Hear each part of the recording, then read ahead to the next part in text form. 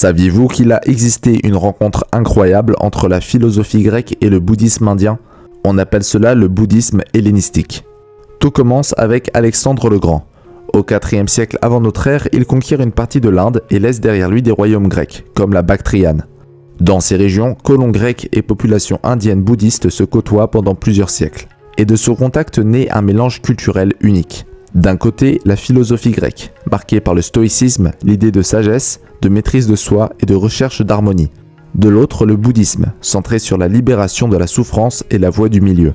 Ces deux traditions ne se sont pas simplement tolérées, elles se sont mutuellement influencées. Mais c'est surtout dans l'art que la fusion est la plus spectaculaire. Avant cette rencontre, le Bouddha n'était presque jamais représenté sous forme humaine. On utilisait plutôt des symboles comme l'arbre de la Bouddhi, la roue du Dharma ou des empreintes de pas. Sous l'influence grecque, pour la première fois, le Bouddha est représenté comme un homme. Les sculpteurs grecs du Gandhara, une région couvrant l'actuel Pakistan et Afghanistan, lui donnent un visage inspiré de la statuaire classique.